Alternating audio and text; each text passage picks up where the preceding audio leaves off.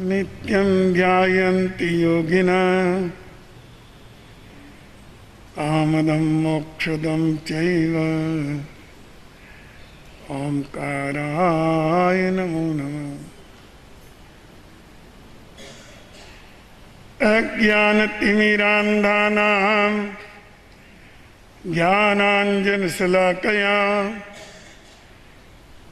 नेत्रोन्मीलितं येन तस्मै श्रीगुरुवे नमः। नमो दुर्वाररागादि भयनिवारणे अरहते योगिनाथाय महावीराय ताइने।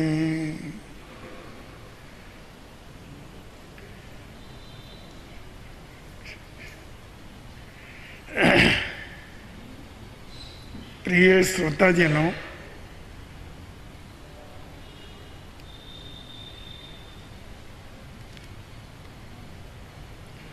एक जिन शासन का अंतर्सत्व सर्वाधिक महत्वपूर्ण ऐसा तथ्य जो आपको किसी भी धर्म शासन की प्रणाली में नहीं मिलेगा।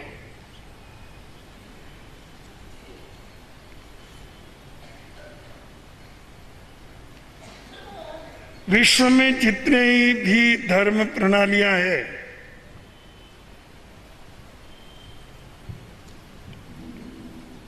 सभी निर्धारित नियमबद्ध है।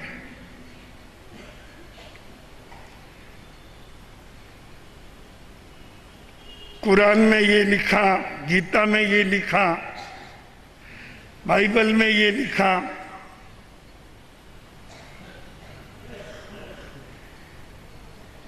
उसके बाहर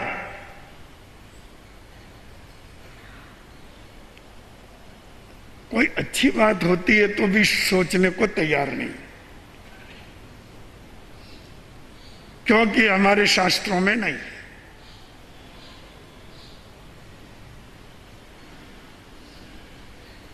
केवल जैन धर्म शासन की एक अद्भुत विशेषता है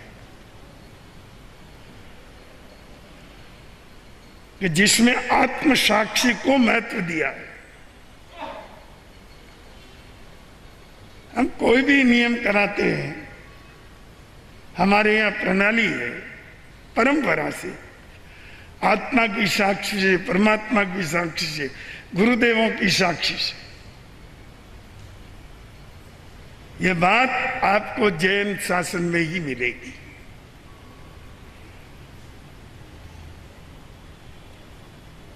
इतनी बड़ी आत्म स्वतंत्रता कि हम धर्म का निर्णय भी आत्म साक्षी से करें।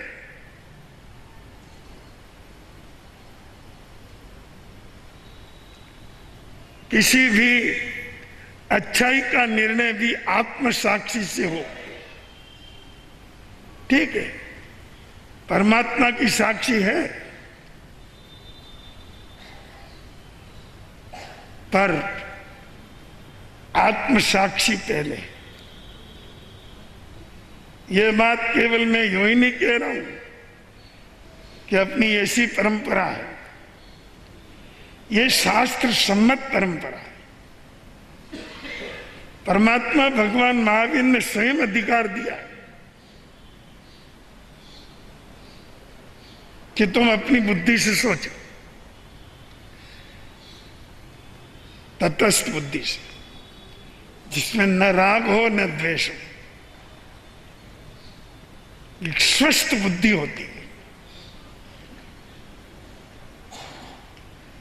अपने भीतर में एक स्वस्थ बुद्धि का निर्माण करना, यह भी एक साधना है, याद रखिए। जन्म जन्मांतरों से अपनी बुद्धि सड़ी हुई है,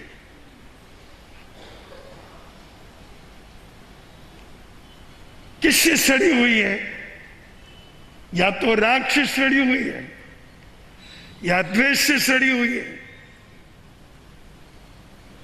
या तो उसको राग ने गंदा कर रखा है या द्वेष ने गंदा कर रखा है। हमारे पास स्पष्ट बुद्धि है का?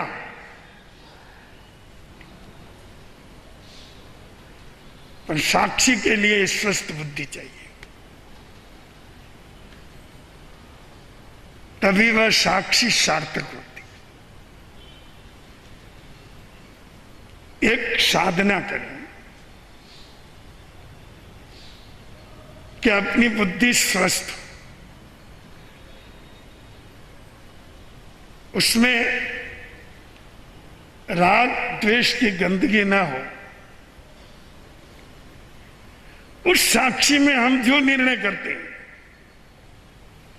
वो आत्म साक्षी कहलाती है, जो परमात्मा की साक्षी के बराबर है। परमात्मा की साक्षी का अनुभव नहीं होता है, पर आत्मा की साक्षी का अनुभव होता है। और यह बात सच है कि वो आत्म साक्षी सिद्धांत विरुद्ध कभी नहीं जाएगी।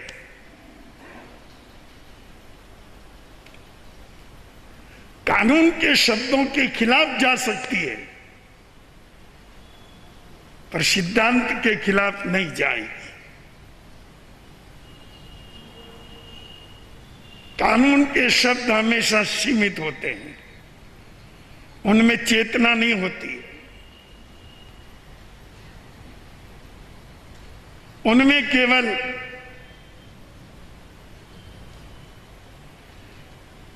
सिद्धांत होते हैं, नियम होते हैं, कानून होते हैं। पर आत्म साक्षी में चेतना काम करती है। वो निर्णय कानून के खिलाफ जा सकता है, पर जिन शासन के सिद्धांतों के खिलाफ नहीं जाएगा। परिवार के भी कई कानून हैं, समाज के भी कई कानून हैं, साधना के संदर्भ में भी कई कानून हैं, पर आत्म साक्षी का महत्व कभी भूलो मत, क्योंकि हम प्रत्येक नियम में पहले उसको आगे रखते हैं। और तो किसी भी जगह, किसी भी धर्म शासन में चले जाइए, आपको आत्म साक्षी की बात नहीं मिलेगी। अगर कोई हमारे यहां आलोचना करता है, अपने जीवन की अच्छाई बुराई को सामने रखता है, तो हम पहले उनको ही ये कहते हैं कि आत्म साक्षी से, परमात्मा साक्षी से शुद्ध भावों के साथ तुम अपने जीवन की घटनाओं को सामने रखो। सबसे बड़ी चीज है आत्म साक्षी। परमात्मा ने कहा पन्ना समीक्षये धम्मम,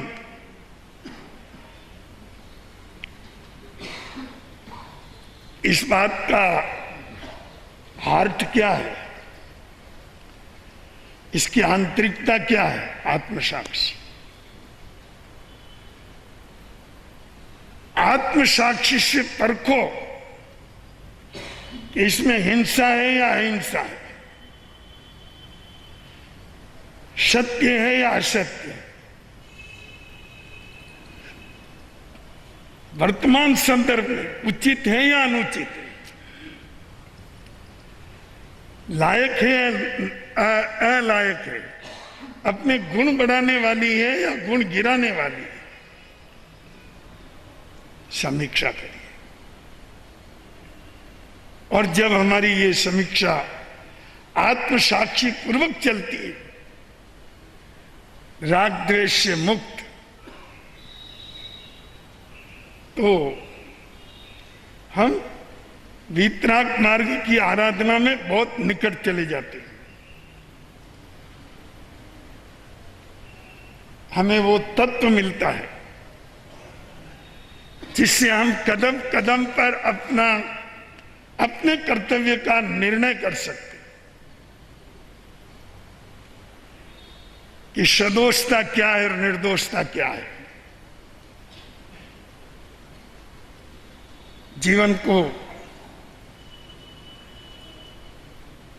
के ज्ञान, दर्शन, चारित्र, त्याग, तप, साधना, सेवा आदि सद्गुणों की वृद्धि हो रही है या इनका खात्मा हो रहा है,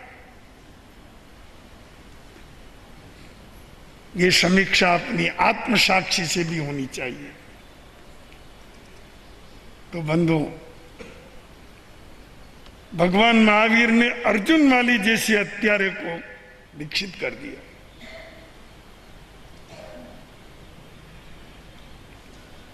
उसने कहा मैं आत्मसाक्षी पूर्वक अहिंसा में पहुंच गया हूं, भगवान आपकी शरण में हूं,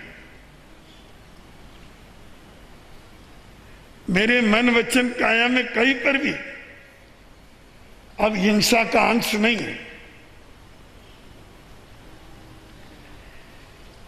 इसको केवल ही जान सकते थे और तो कोई जानने का सामर्थ्य रखते भी नहीं। उन्होंने अपने ज्ञान से जान लिया कि इसकी आत्मसाक्षी सत्य है, साधु बना दिया। चारों तरफ से निंदा की बौछार हुई, ऐसे हत्यारे, दुष्ट, अपराधी को साधु बना दिया। क्या साधु संघ में कोई कमी थी क्या जो इसी पापी को लाके अंदर डाला? पर आत्मसाक्षी का सर्वाधिक महत्व है।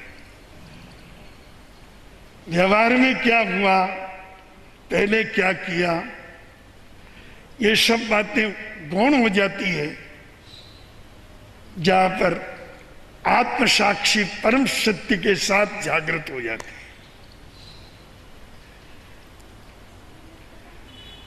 मैं जानता हूं कि ये आत्मा इसी जन्म में कर्म क्षय करके मोक्ष में जाने वाली है।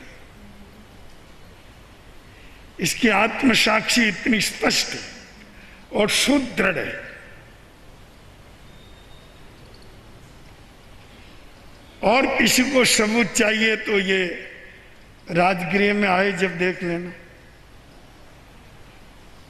चारों तरफ से पत्थरों की और लाठियों की वर्षा चल रही थी, पर अर्जुन माली के एक मन वचन काया के एक अंश में भी कहीं हिंसा का प्रवेश नहीं हुआ। मैं इनका प्रतिकार करूं, अपराधी हूं,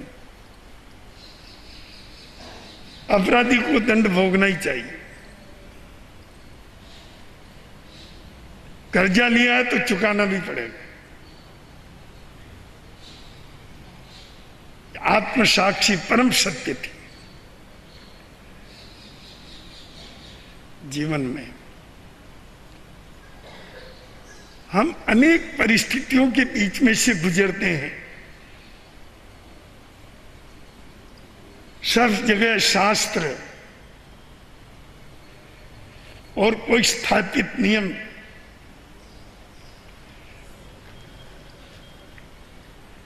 सब जगह काम नहीं आते हैं।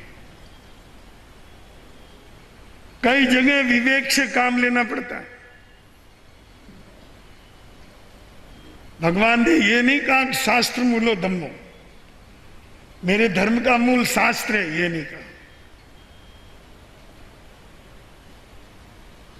भगवान ने कहा विवेक मूलो धम्मो। तुम्हारी आत्मसाक्षी क्या कह रही है ये देख। तेरी आत्मसाक्षी हिंसा की तरफ है, तुम्हारा कतई धर्म नहीं है।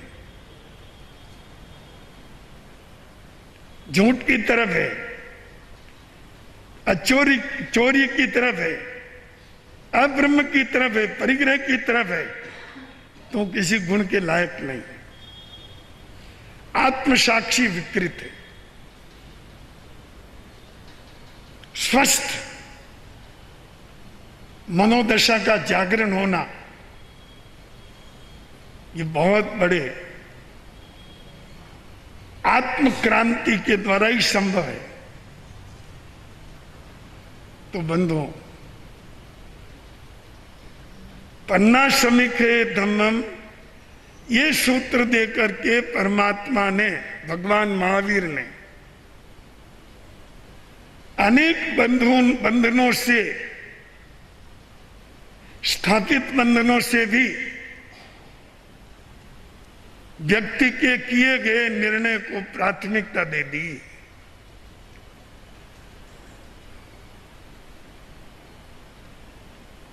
बंधुओं, कश्मीर में राजा चंद्रपीड़ का राज्य था।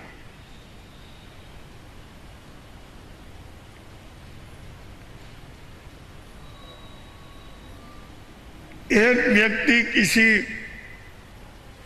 जंगल से गुजरता था, प्यास लगी,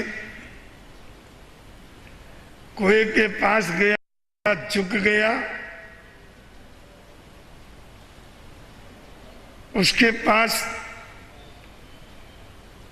अशरफियों की एक गठरी थी, सोने की मोहरों की। वो उस कुएं में गिर गए।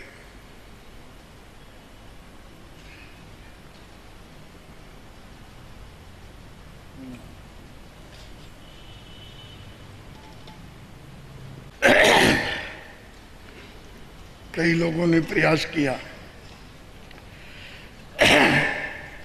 कि अशरफियों की गठरी निकल जाए, मिली नहीं। एक गोताखोर आया, उसने कहा अंदर क्या ढूंढ रहे हो? कि अशरफियों की गठरी गिर गई, मैं निकाल दूं, मुझे क्या दोगे? उसने कहा भाई तेरी इच्छा हो जो ले लेना, गठरी तो निकाल दे। इसका अर्थ क्या होता है? भाई तेरी कीमत, तेरे मेहनत की का मेहनताना, जितना चाहे उतना ले लेना, पर गठरी निकाल ले। इस बात का आशय तो यही था,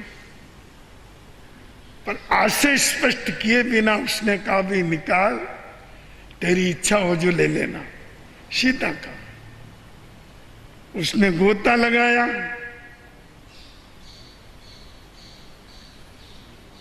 भीतर से गठरी निकाल के बाहर लाया, अंदर अशरफियां थी, 100 अशरफियां थी। उसने कहा देख भाई, तेने कहा ना कि तेरी इच्छा हो जो ले लेना, इनमें से 98 अशरफियां तो मैं लेता हूं और 2 तुमको देता हूं।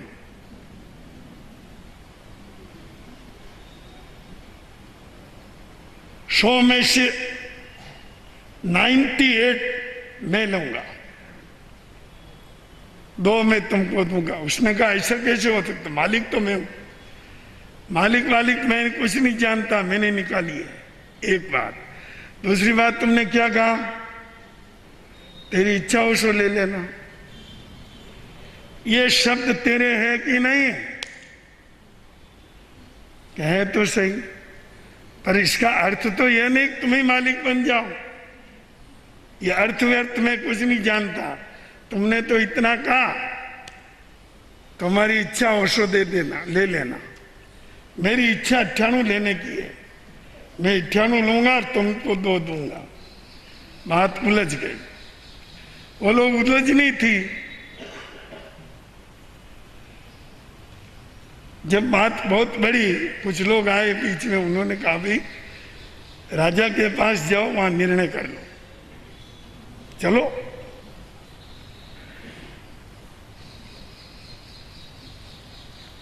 राज्यसभा में आए, चंद्रापीठ ने पूछा, भाई क्या तुम्हारा मसला है? सारी बात बताई। ये गठरी कुएं में जा चुकी थी, इन्होंने बहुत कोशिश की, नहीं निकली, मैंने जान जोखिम में डाल करके बाहर निकाली। जब मैं उतरने लगा तो मैंने कहा, तुम मुझे क्या दोगे? उन्होंने कहा, तुम्हारी इच्छा हो जो ले लेना। फिर गठरी निकाल दी, गठरी निकाल ली।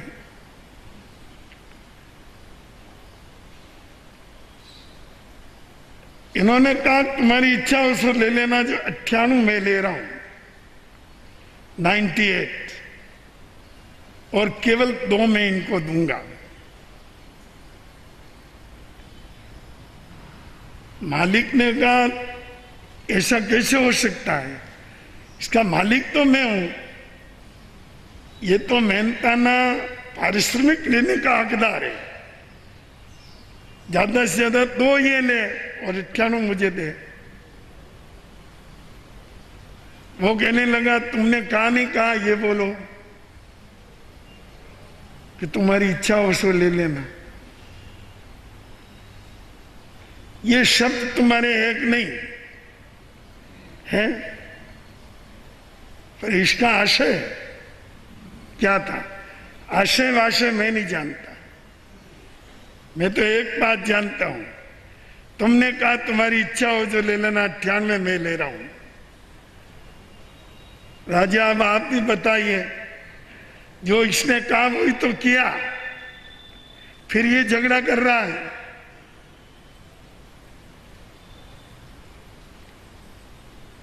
इसके वाक्य के आधार पे चला हूं मैं,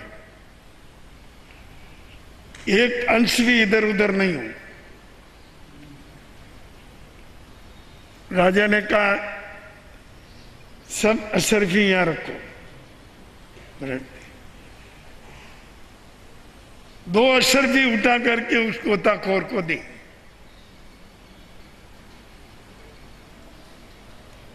ये 2 तेरी, और ये 98 98 का मालिक ये, क्योंकि ये मूल मालिक है। उसने कहा, महाराज इसके शब्द कहां गए? उन्होंने कहा, चंद्रापीठ का राज शब्दों के आधार पे नहीं चलता है, आत्मसाक्षी के आधार पे चलता है। मेरी आत्मसाक्षी यह है कि इसका मालिक ये है, तुमको पारिश्रमिक लेने का हकदार है, तुम उतना ही ले सकते हो। 98 का मालिक यही है। बंधु, अपना मन भी तो कुछ कहता है ना, उसकी भी तो सुनो।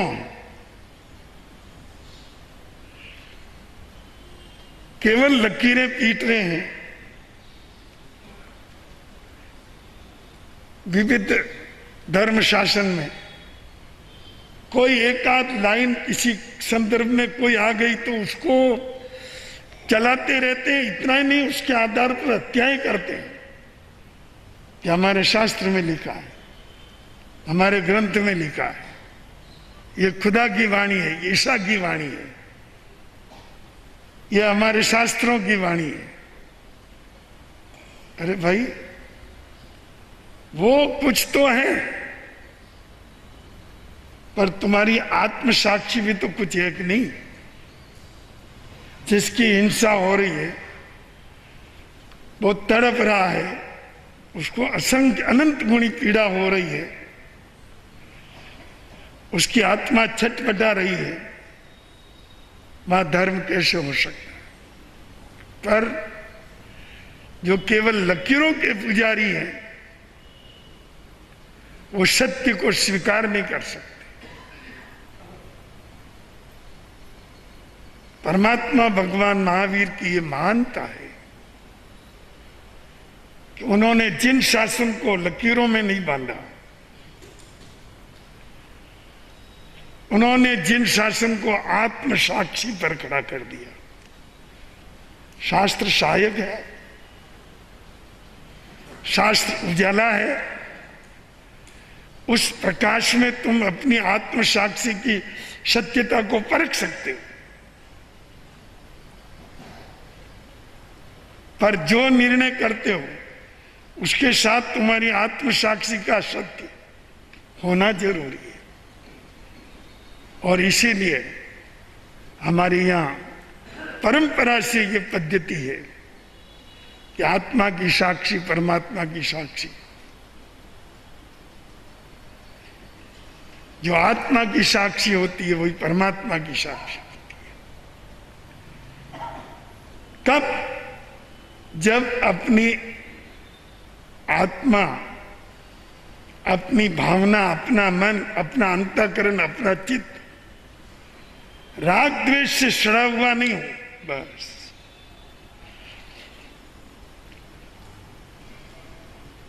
जो राग द्वेष के अंदर फंसे हुए रहते हैं वो उनकी आत्म साक्षी भी सही नहीं हो पाती है। तो चंद्रापीठ ने कहा, मेरी आत्मा कहती है कि 98 असर की कहा कि ये हकदार ये है और तेने मेहनत की इसलिए 2 अशरफी का हकदार तू है। भले इसने कहा और तुम्हारी इच्छा हो जो ले लेना, इसका मतलब ये थोड़ी है तुम सब हड़प लो। केवल शब्दों के आधार पर मेरा राज्य नहीं चलता है। तो बंधुओं, अब हम अपने जीवन में कई प्रकार की परिस्थितियों में से गुजरते हैं। कई परिस्थिति अनुकूल होती है, कई परिस्थितियां प्रतिकूल होती है। विविध परिस्थितियों में अपने को निर्णय लेना पड़ता है और निर्णय लिए बिना चलता भी नहीं। पर कहीं गलत निर्णय नहीं हो जाए, इसके लिए आत्म साक्षी को महत्व दीजिए। अपने से भी पूछिए ना कि तुम्हारी अंतरात्मा क्या कहती है। दोनों विधियों से अलग होकर यह भी पूछो तुम्हारा मन क्या कह रहा है। अगर आप अपने मन से, सच्चे मन से पूछोगे तो आपको सत्य निर्देश मिलेगा। इस बात का विश्वास करिए। पिता मर रहा है, पुत्र ने कहा पिताजी आप तो जा रहे हो, बहन बड़ी हो गई है, इसकी मैं शादी कहाँ करूंगा।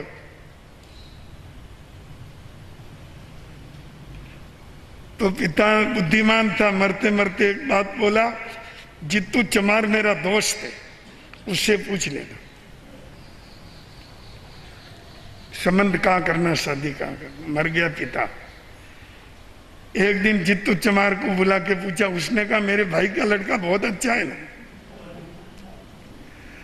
अगर वो तुम्हारे पसंद नहीं आवे तो एक मेरी मौसी का लड़का है, वो भी बहुत अच्छा होशियार है।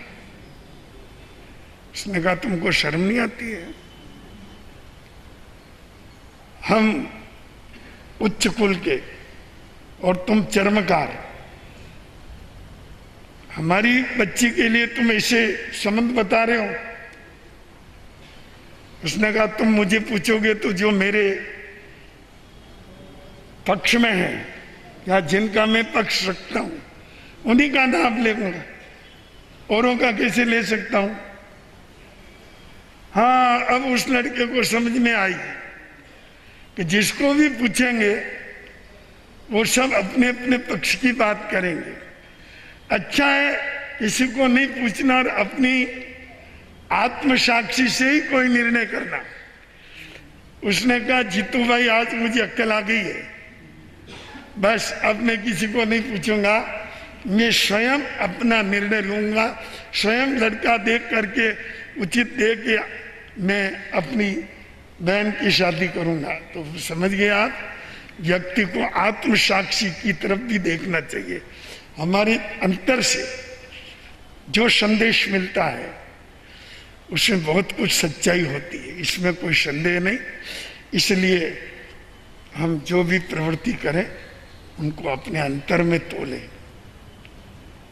और जब अंतर में तोलेंगे तो बहुत कुछ अपने को अच्छा निर्णय मिल जाएगा। इसलिए भगवान ने कहा अपनी प्रज्ञा से भी धर्म को देखो, अपनी अक्ल से भी देखो, तो हम स्वस्थ और जागृत बुद्धि पूर्वक सही उचित समय पर पवित्र निर्णय लें। आज के प्रवचन का यही सार है, आत्मसात करें। आनंद ही आनंद।